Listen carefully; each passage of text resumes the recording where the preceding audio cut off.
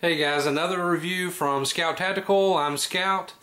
This is the Ruger SR1911 full-size stainless steel 45. Love this gun. I'm going to start off with that. I like full-size 1911s. I like 1911s, period. So you kind of have to be a 1911 person. Once you shoot them, a lot of people, the thinness, the good grip angle, the ergonomics, become really fond of them. Even a lot of new shooters really like the 1911 because it kind of works in a logical way. It has a hammer, it has a thumb safety, everything's kind of where it's supposed to be, quote quote. So these are good guns. Today we went out to the range. We introduced a new cast member, our buddy Sarge, who's one of my best buddies. He works at the police department with me. He did some shooting of the guns as I filmed, so we have some footage of this we'll roll in. I think you'll like it, but I want to give a disclaimer. We had a failure to feed in this gun, and it was actually a double feed, so it wasn't a failure to feed.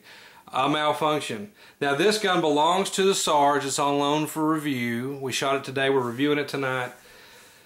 And he claims about 400 rounds have been put through it. I have witnessed him shoot several rounds through this handgun without a blip. So I give a little disclaimer. It had a problem today. Only one, but it was pretty severe.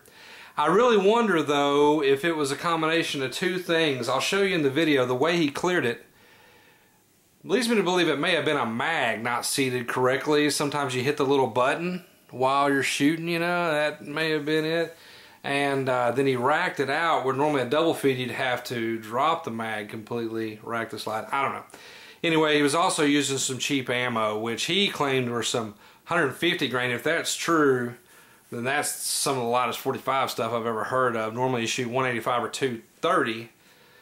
So maybe he had some 185s, but regardless, he had some cheapo ammo, and this thing double fed one. So something to be aware of. So, the 1911. If you're not familiar with them, let me give you a couple of tidbits. First of all, most of them will mess up on you in one way or another. If you notice, 1911s are kind of $400 and $500, $600 and $700, and then all the way up to $3,000, $4,000.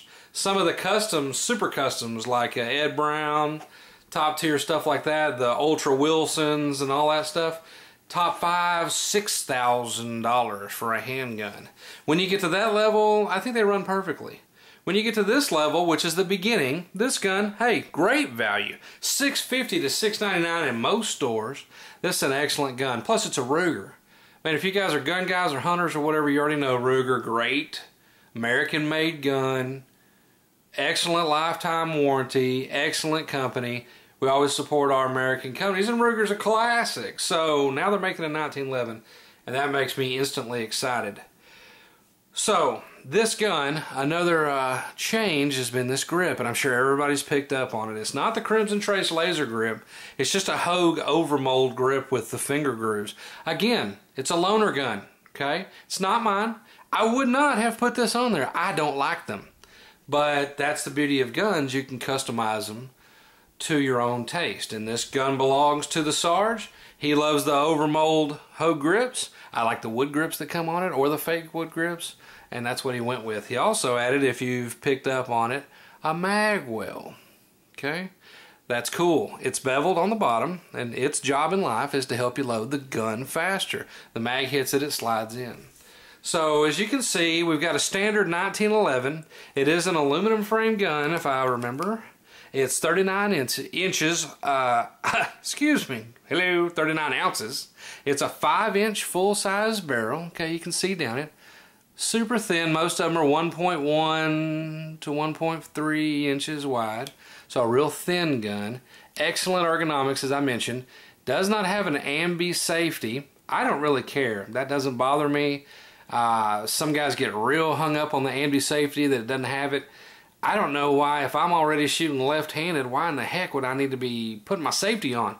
Because if it's that bad where I'm on the wrong hand, it's going to be a situation where I don't really care to put the, you know, to need a safety. But my brother, for example, my little brother is a lefty, so if you're a lefty to begin with, then the safety makes sense as an ambi because you can activate the safety because you're always shooting left-handed. But normally if you're a lefty to begin with, maybe you can just have it changed. buy a left-handed safety, or put the ambi on.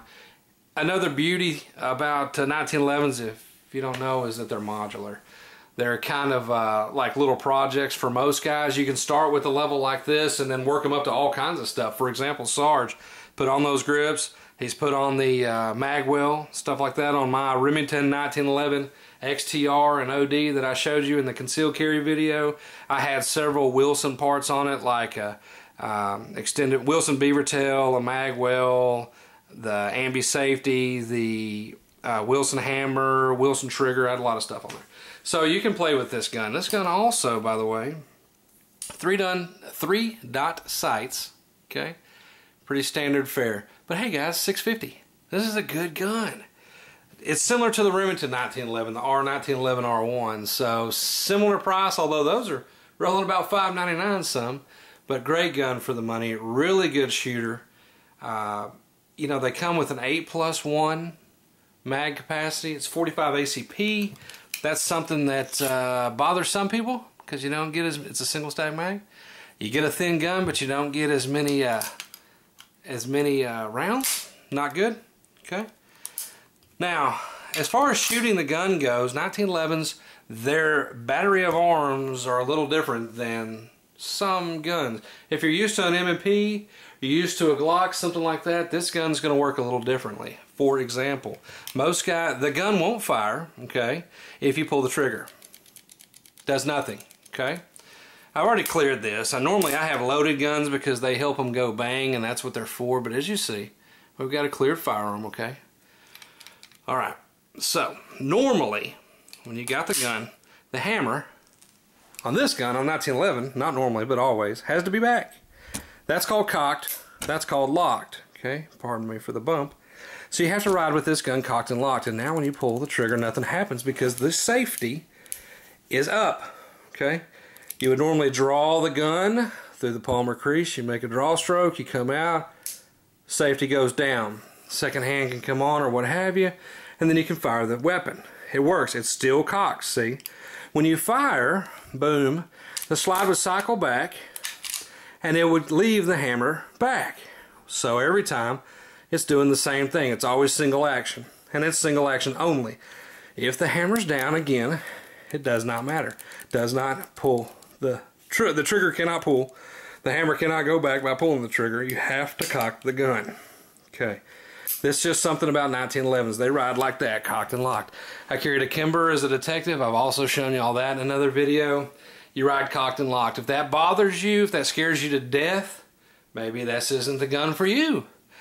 And I'll remember that maybe you don't understand Glocks, M&Ps, Tauruses, other semi-autos, not Beretta because it has the hammer, but a lot of these guys that are DASA or safe action or whatever, remember that they're already cocked. There's a firing pin cocked back in that action, which you can't see, and that when you pull the trigger, it goes. Okay. Now some guns, like the SIG, which I'll review also, right?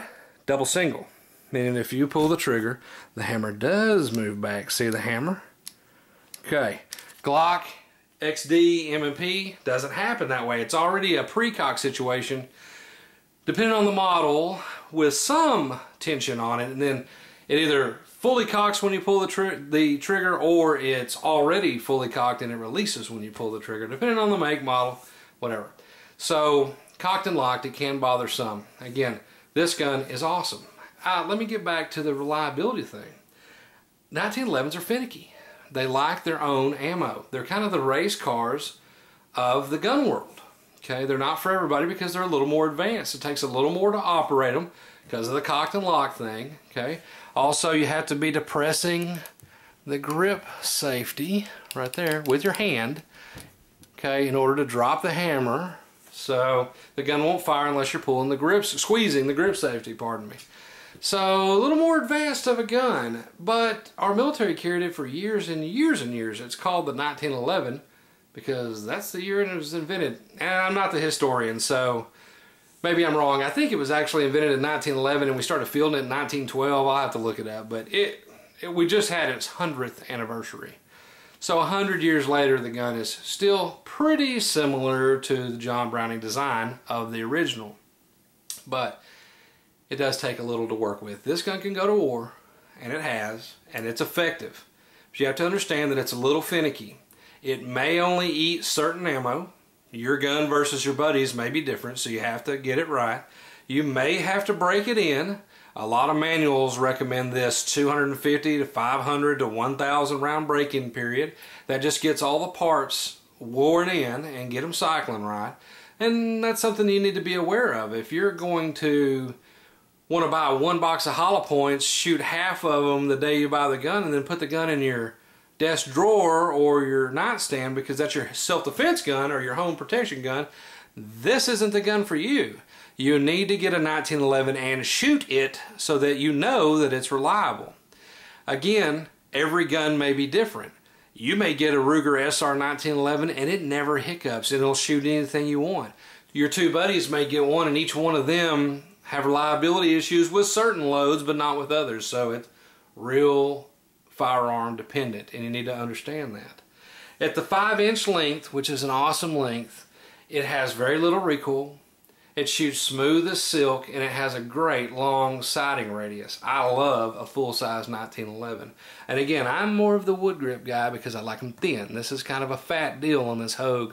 But that's what the Sarge likes, and that's the beauty of these. Unlike the some of the polymer guns, it's a little harder to customize those. There's a lot of parts for 1911s.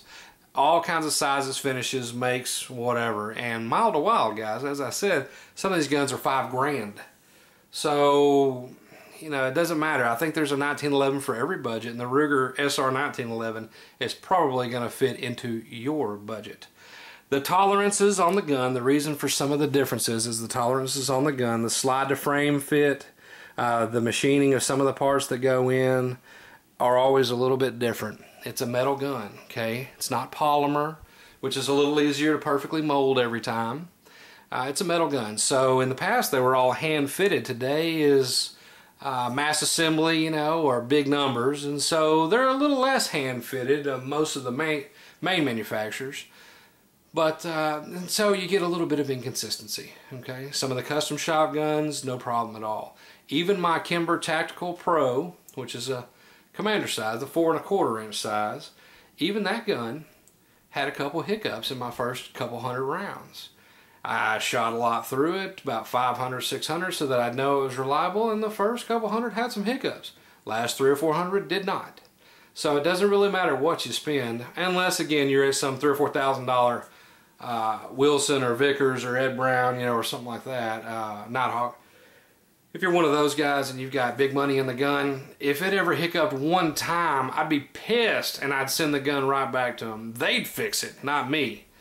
So, remember, 8 rounds is the standard. Some of the 1911 ship was 7 still. I don't really know why that is. I think that's probably because they're some of these ridiculous restriction states that have just done these laws, but normally 8 is the same length as the 7. It's just a spring or a plunger difference in the bottom, you know.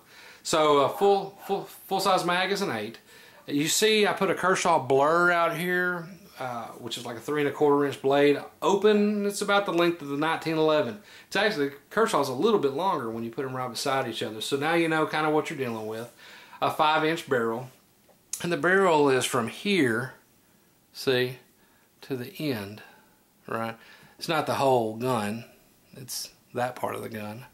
So that's about the size, right? Good comparison. This is another comparison you might own is a Streamlight PT-1A. This is the AA, 1AA. So you can see that, you know, it's about 2 flashlights by 1 if you have one of these. This gun doesn't have a rail, as you see.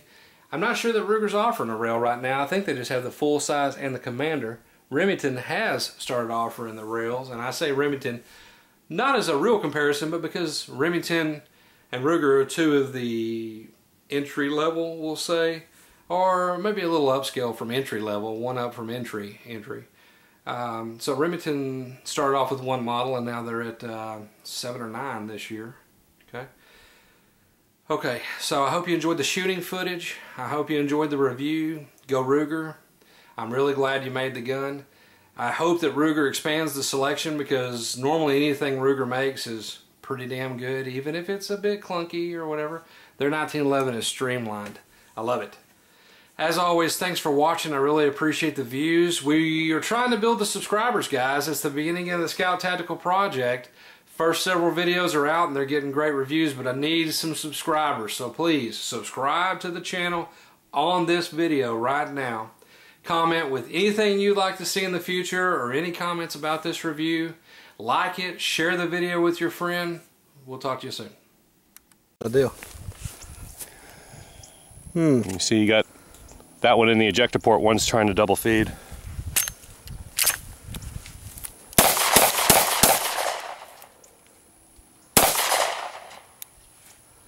Interesting.